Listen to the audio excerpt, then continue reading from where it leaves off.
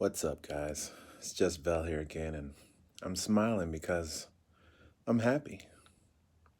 Last night just proved to me that putting the mic in Ronda Rousey's hands is just not a good idea. And last week, when she was being interviewed, she stuttered before she went out there, and I was just like, there's no reason for her to be trying to cut long promos. But I thought maybe it was just, a one time thing. She was nervous. But of course, last night on the Raw edition of Monday Night Raw, she went out there and tried to cut a promo again, and the crowd just ate her ass alive. She was stuttering over her words. She couldn't even get out what she wanted to say. They had to bring Bayley out just to save the day. So this just lets me know that Ronda Rousey is just not ready to be cutting promos, not scripted ones.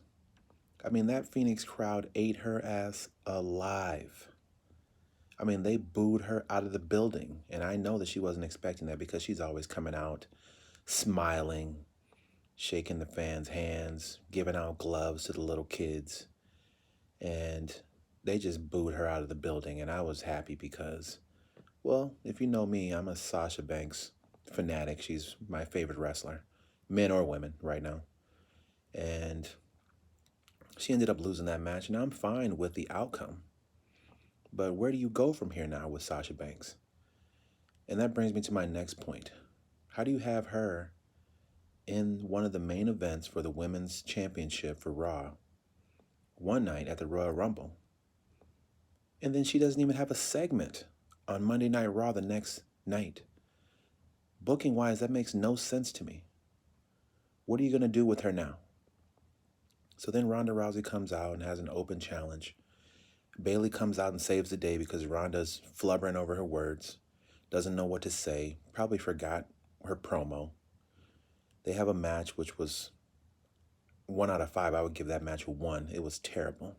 Now, not on Bayley's part because Bayley actually saved the match. She was aggressive. She was fierce. It was the old Bayley, the Bayley that we really want to see. She was aggressive. We want to see that. Ronda Rousey was just sloppy in the ring. It was terrible. Ronda Rousey ends up, making Bayley tap, but it was just a really bad match. And, I'm hoping that eventually, they get this title off of Ronda Rousey and she just goes away because she's too green. She's too green to be the champion right now. During that match or after the match was over, out comes Becky Lynch and the crowd's just going wild. And I'm like, why? Who wants to see that match at WrestleMania? I don't. I felt like there was no reason for the WWE to give Becky Lynch a second opportunity, number one. And number two, if you're such a badass, why are you asking Fit Finlay if you can join the Royal Rumble? No, you're the badass, you're the man. Shouldn't you just be saying, I'm going in the match, and there's nothing you can do about it because I'm the man? No, she's begging Finlay in the aisle if she can go in, if she can take Lana's place because Lana was hurt from earlier in the night. So, illogically, it didn't make any sense for her to be asking Fit Finlay if she can go join the match. It just didn't make any sense. So last night on Raw, here she comes saying that she's not going to be waiting to, like Seth Rollins to make his decision at the end of the night. She's deciding now, and she's facing Ronnie, as she calls her. And at this point, she's cutting a promo against Ronda Rousey, and it's a nice promo. But then all of a sudden, Ronda Rousey finds her mic skills, and she cuts a badass promo on Becky Lynch. And I'm like, yes, that's what I'm looking for. Some authenticity. Say what's in your heart. Say what's on your mind, not some scripted shit that they give you in the back that you got to go out there and remember. So she finally cut a real promo from the heart and told her that I'm going to kick your ass at at WrestleMania, and that's what we want to see. We want to see some heart, some gut, some determination, some grit out of you, not some scripted shit that you just got from the back that they're telling you to say out there. So I thought that was a good segment from Ronda Rousey. But again, where are they going to go with Sasha Banks from here on out? Are they going to just put her in the tag team with, Bailey for the women's tag team championships. For the last month, they've been pushing, Sasha Banks as the actual legit boss that she is. And now she's going to just go back to being Bailey's sidekick, Bailey's, boss and hug connection. That's what they're going to be doing. It just doesn't make any sense. I'm hoping that they give us a swerve and, you know, Sasha Banks turns on her or Bailey turns on Sasha Banks or something. Give us something different. It's being booked that they're going to win the tag team championships at Elimination Chamber. But, I think, putting it on someone else would be, better, and let these two fight and actually have a real feud for once. Let's go back to the beginning of the actual Monday Night Raw. And, it was just weird. Seth Rollins comes out and he's saying how, he didn't want to point to the sign, and, it was his dream, which is all fine. Kudos to you. You've been imagining that moment all your life, pointing to the sign of WrestleMania. You're going to be main eventing WrestleMania now. However, you mean to tell me that you're the one that's going to beat Brock Lesnar? Like I said in my last video for the Royal Rumble, Daniel Bryan couldn't beat him. Finn Balor definitely couldn't beat him. AJ Styles was the closest one to beating him. It took Roman Reigns like 5 times to beat Brock Lesnar. But you're going to beat Brock Lesnar at WrestleMania? And that's the direction that they're going. And then out comes Triple H, and he's getting emotional, because Seth Rollins is his guy, basically. If you guys don't know that, Seth Rollins is Triple H's guy. He's been Triple H's guy since way back when he brought Seth Rollins from Ring of Honor. He was the first NXT champion back when Seth Rollins was NXT, and he brought him up and he was going to be the man.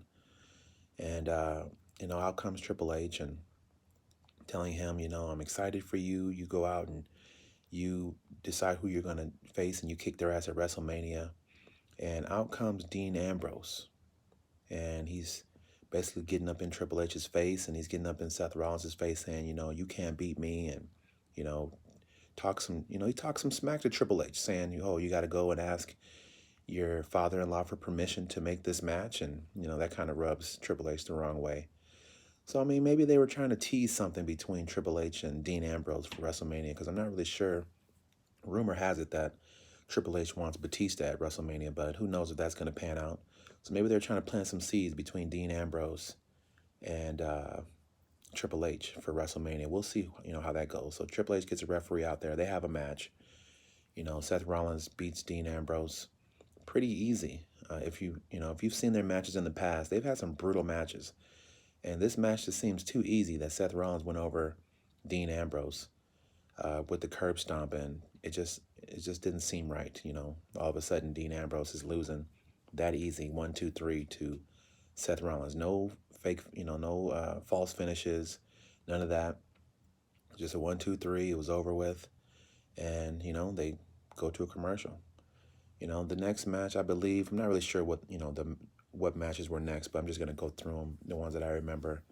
And I remember that they had, Dana Brooke, and, they did a backstage segment with Dana Brooke and Natalya. I guess Ember Moon was supposed to be Natalya's partner. And this was a qualifying match for the Elimination Chamber for the tag team belts. And, Dana Brooke is trying to make us believe that she's better than Ember Moon, and that she's saying that she's even better than Natalya. And come on, Dana Brooke. You have done nothing but sit in obscurity since you've been in the WWE. You haven't held any titles. I don't even believe that you've even challenged for any titles. You may have had one match against Bailey or a match against Sasha Banks when she was the champion, but nobody even remembers that. So now you're trying to tell us that you're better than the veteran Natalya, who's actually been Raw Women's Champion before, or SmackDown Women's Champion.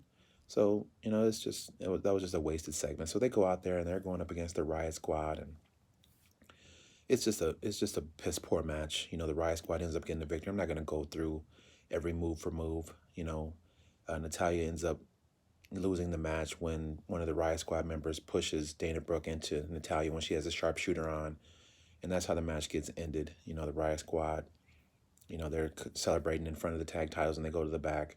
Natalia's visibly upset, and so we get that match, which was, you know, boring as hell.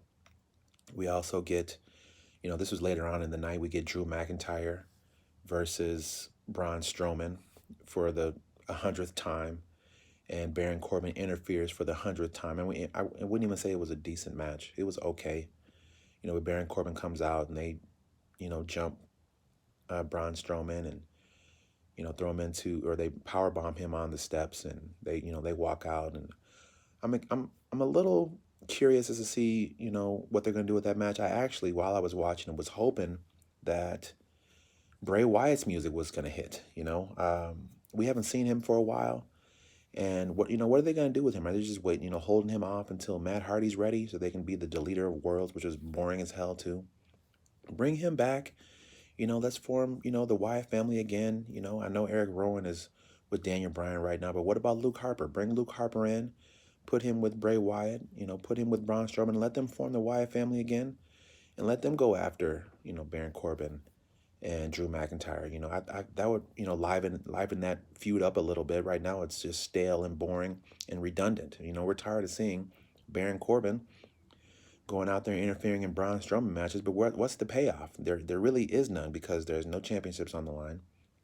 There's nothing for them to do, basically, so they're just throwing them out there and, pretty much ending the matches different ways, whether it be them jumping in from behind or Baron Corbin interfering. It's just the same redundant match after redundant match after redundant match, and, it gets a little stale, We had another... they announced another qualifying match. Basically, that's the only time we saw Sasha Banks was, a graphic where they said that Bayley and Sasha Banks were going to take on Alicia Fox. And who else is she? Or Mickie James, possibly. I don't even know who they put up there with her. But, I mean, we all know that, Mickie or Alicia or Sasha Banks and Bayley are going to win that match, and they're going to go on to Elimination Chamber. They're not really giving us any type of intrigue, so... they show Daniel Bryan in the back with Eric Rowan, and they get interviewed, and that was pointless, basically.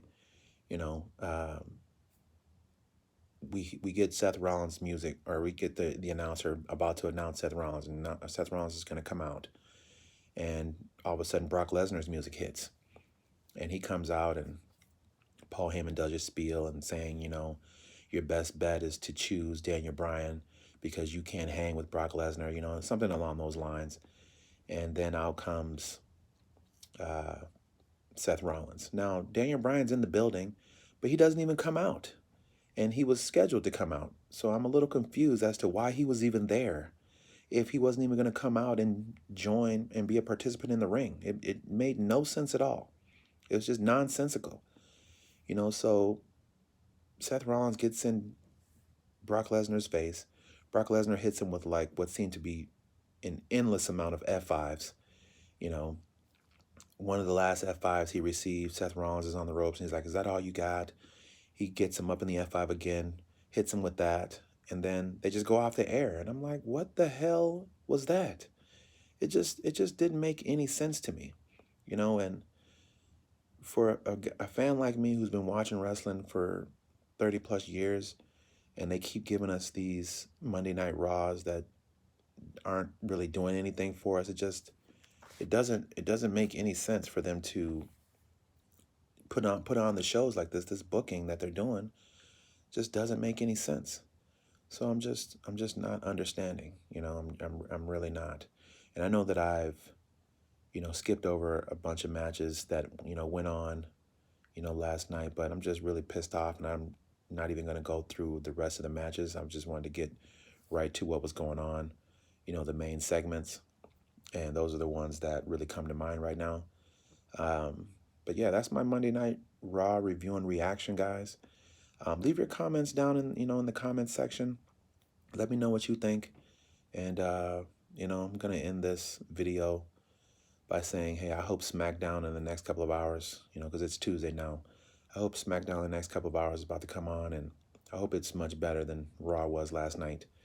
I know that they were saying that, you know, maybe Becky Lynch was going to announce who she's facing, but she did that on Monday, basically. So what are they going to do on SmackDown? I'm curious to see, you know.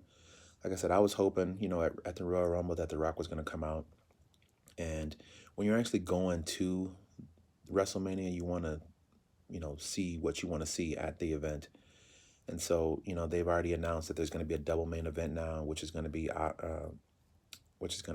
Ronda Rousey versus Becky Lynch, and Seth Rollins versus Brock Lesnar. So that's what our WrestleMania main event's going to be, guys. Hate it or love it, that's what we're getting. We might as well jump on board. We're all on this road to WrestleMania together. We're not getting off. We're all fans of this business. We all love it. You see, I got this title. I'm always in a wrestling shirt. Got my wrestling socks on right now.